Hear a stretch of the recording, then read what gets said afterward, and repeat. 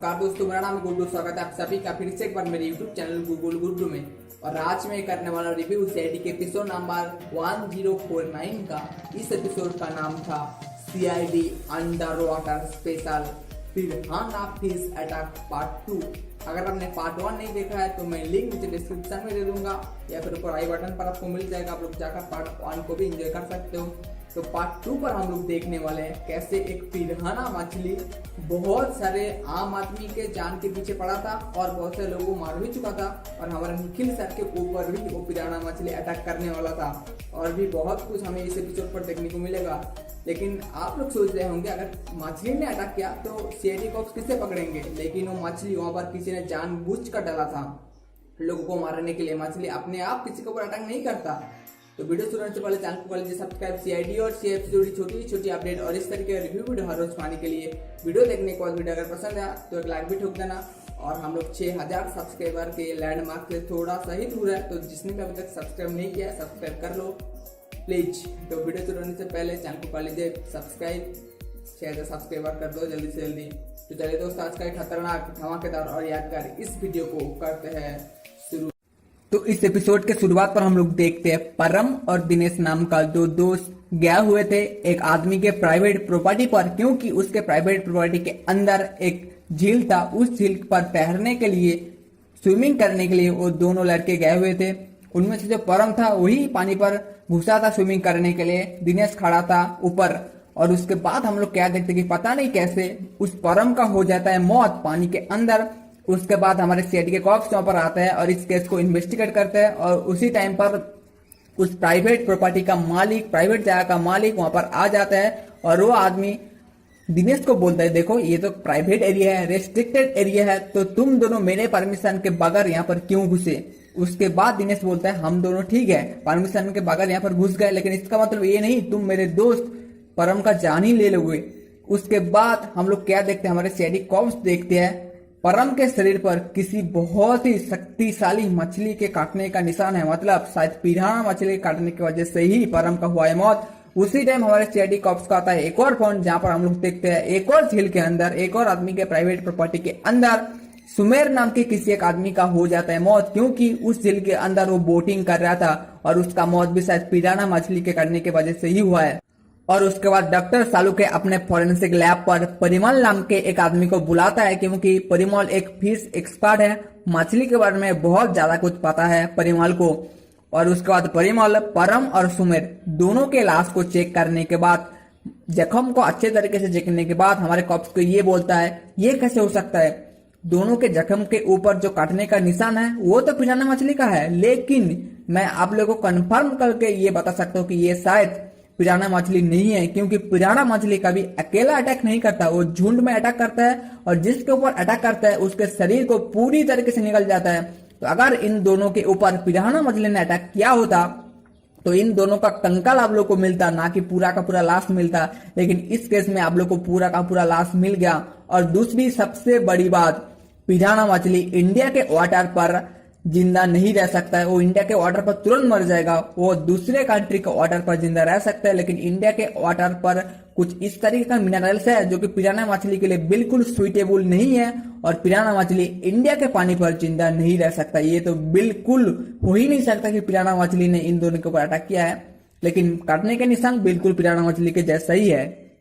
और उसके बाद हमारे सालू के सर परम और सुमेर दोनों के लाश को अच्छे तरीके से चेक करने के बाद हमारे एसीपी सर को बोलता है, देखो एसीपी, इन दोनों के शरीर पर जो जख्म हुआ है, जो किसी एक मछली के काटने की वजह से हुआ है, वो कौन सा मछली है ये हम लोग को पता नहीं है, क्योंकि जख्म के ऊपर मुझे किसी तरीके के मछली का डीएनए नहीं मिला है। मतलब ये बात कंफर्म नहीं है, या फिर 100% मैं ये नहीं बता सकता हूँ कि इन दोनों का मौत पिरान्हा मछली के काटने की वजह से ही हुआ है। किसी और मछली के काटने की वजह से भी इन दोनों का मौत हो सकता है। ये मुझे नहीं पता कौन सा मछली है। और उसके बाद एसीपी सर बोलता है, मतलब काटने का निशान पिरान्हा मछली जैसा, लेकिन बाकी सारे बातें बिल्कुल पिरान्हा मछली से मैच नहीं करता। मतलब झील के अंदर घुसकर देखना पड़ेगा कि कौन सा जीव है या फिर कौन सा प्राणी है जो कि इन दोनों को काट कर इन दोनों को मार चुका है। और उसके बाद हमारे कॉप्स मारीन एक्सपर्ट को बुलाता है दोनों झील के अंदर घुसकर पानी के अंदर क्या है वो देखने के लिए। उसके बाद एक झील के अंदर एक लड़की और एक लड़का आता है। उसके साथ हमारे पंकज सर भी झील के अंदर जाते हैं, झील के नीचे को अच्छे तरीके से देखने के लिए। और दूसरी झील पर एक और आदमी आता है, उसके साथ हमारा निखिल सर जाते हैं पानी के अंदर, उस झील के अंदर क्या हुआ है ये देखने के लिए। और उसके बाद हम लोग देखते हैं सुमेर नाम का वो लड़का जिस झील के अंदर मर गया था पिराना मछली के अटैक के वजह से, उस झील के अंदर हमारे सचिन सर और विद्युत नाम का एक मारीन एक्सपर्ट पानी के गहराई तक जाते हैं उस पिराना मछली को ढूंढने के लिए। लेकिन वहां पर भी पता नहीं कैसे हमारे निखिल सर के ऊपर और विद्युत सर के ऊपर भी उस पिराना मछली ने अटैक कर दिया था, जिसके वजह से उन दोनों के शरीर से बहुत ज्यादा खून निकल रहे थे। उसके बाद सचिन सर वहां पर बुलाते हैं एम्बुलेंस और दोनों को हॉस्पिटल पर एडमिट कर देते हैं। उसके बाद हम लोग को दिखा जाता है दूसरा झील जहां पर मौत हुआ था परम का।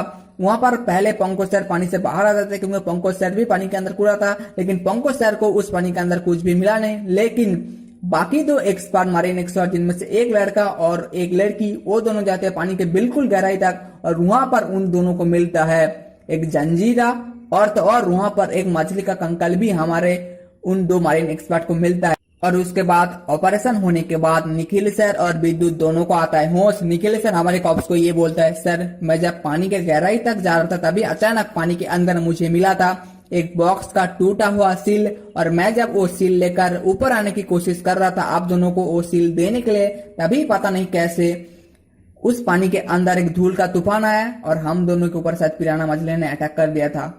और उसके बाद हमारा सालू के सर, परम, सुमेर, विद्युत और निखिल सर चारों के शरीर को अच्छे तरीके से चेक करने के बाद हमारे कॉप्स को ये बोलता है इन चारों के शरीर पर जो जख्म मिला है, जख्म का निशान इन चारों के शरीर पर हुआ है वो एक ही मछली के कटने की वजह से हुआ है, लेकिन वो मछली शायद पिराना मछली नहीं है क्योंकि जख्म के ऊपर मुझे सिर्फ इन चारों लोगों के रेड ब्लड सेल मिला है, लेकिन मछली का कोई भी डीएनए नहीं मिला है। मतलब ये पिराना मछली हो ही नहीं सकता, क्योंकि अगर पिराना मछली ने इन चारों को काटा होता तो इनके शरीर पर या फिर जख्म के ऊपर पिराना मछली का सलाई भी हम लोग को मिलना चाहिए था, जबकि ऐसा नहीं हुआ है। मतलब ये कोई और ही मछली है जो कि इन चारों को काट कर उनमें से दोनों का मर्डर कर दिया। और उसके बाद हमारे कॉप्स को उन दो झील के अंदर मिला था दो अलग अलग बॉक्स, और दो बॉक्स के ऊपर लिखा हुआ था दो अलग अलग नंबर। मतलब ये दोनों के दोनों बॉक्स किसी और जगह से कुरियर के माध्यम से मुंबई पर भेजा गया था। उसके बाद हमारे कॉप्स जाते हैं उस कुरियर कंपनी में जहां पर ये बॉक्स भेजा गया था किसी और जगह से, और उस कंपनी से हमें ये पता लगता है कि ये दो बॉक्स उसके साथ साथ एक और बॉक्स शिप से हो गया था गायब। मुंबई पहुंचने से पहले, हमारे कंपनी तक आने से पहले समुद्र के अंदर शिप से ये तीनों के तीनों बॉक्स हो गया था गायब। ये बॉक्स मुंबई तक पहुंचाई और कुरियर कंपनी से हमें यह भी पता लगता है कि मुहारा द्वीप से तीनों के तीनों बॉक्स भेजा गया था रुसानी नाम के किसी एक लड़की के लिए, और उसके बाद रुसानी का एड्रेस भी हमारे कॉप्स को दे देते हैं कुरियर कंपनी वाले।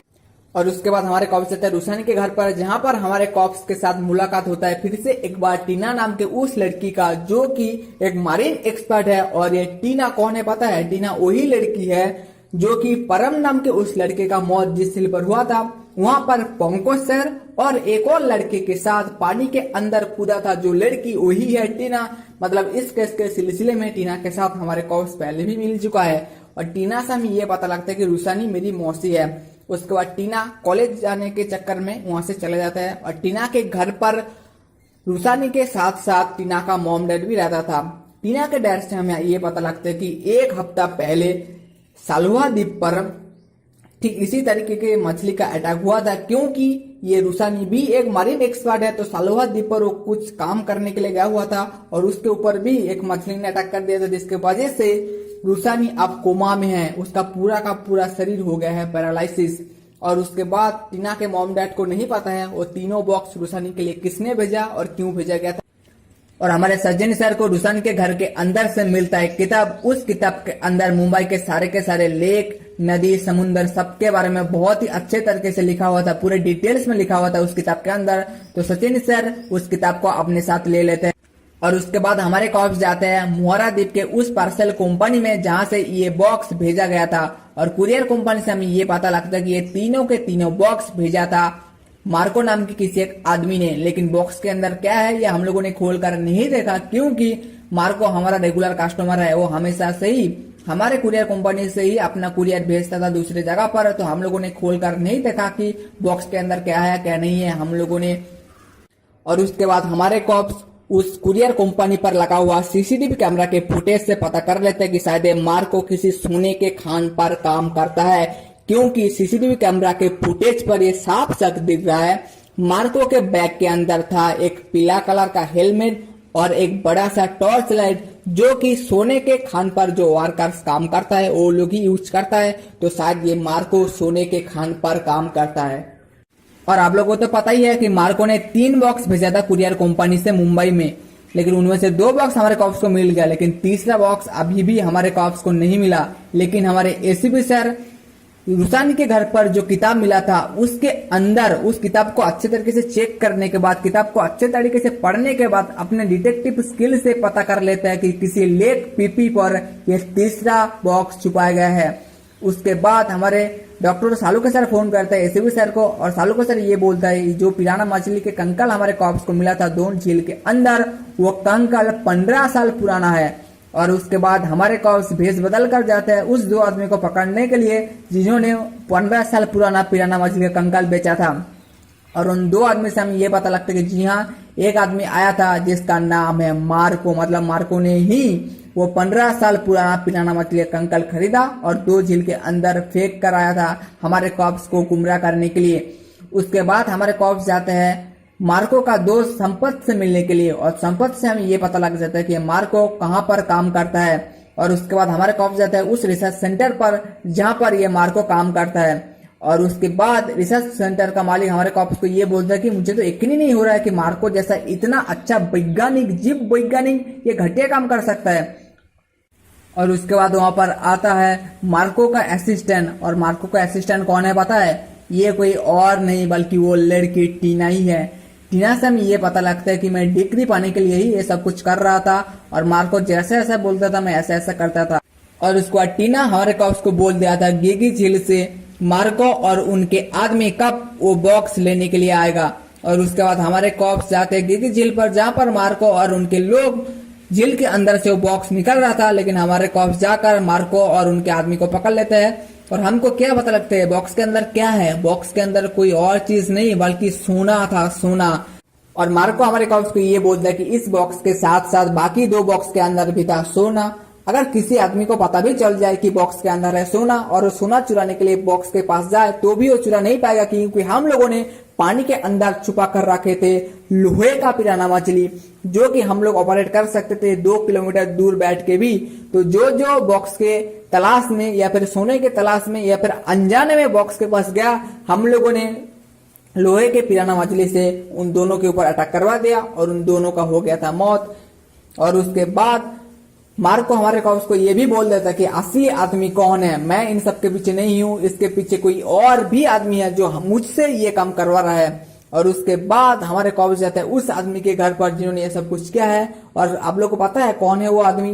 वो कोई और नहीं बल्कि उसी टीना का डैड है। जी हाँ, उसके बाद टीना के डैड के लोगों के साथ हमारे कॉप्स के बीच होता है हाथापाई, और उसके बाद आखिर में हमारे कॉप्स टीना के डैड को पकड़ लेते हैं। और टीना अपने डैड को बोलता है कि छी डैड छी, अपने काम के लिए सिर्फ पैसों के लिए तुमने अपने बेटी का भी इस्तेमाल किया, इससे ज्यादा घटिया काम और क्या हो सकता है। उसके बाद दोबारा से टीना के डैड को मारता है थप्पड़, और टीना के डैड बोलता है ये सारा का सारा सोना जायदाद पैसा सब कुछ रुसानी के नाम पर था, लेकिन रुसानी एक एक पैसा का हिसाब रखता था, तो इसीलिए मैंने पहले सालोआ झील पर रुसानी के ऊपर अटैक करवाया था इस पिराना मछली से, और सारा का सारा किया मेरा ही था। सोने का तस्करी, पिराना मछली से लोगों के जान लेना, सब कुछ मैंने ही किया था सिर्फ और सिर्फ पैसों के लिए। और यहीं पर ये वाला एपिसोड होता है।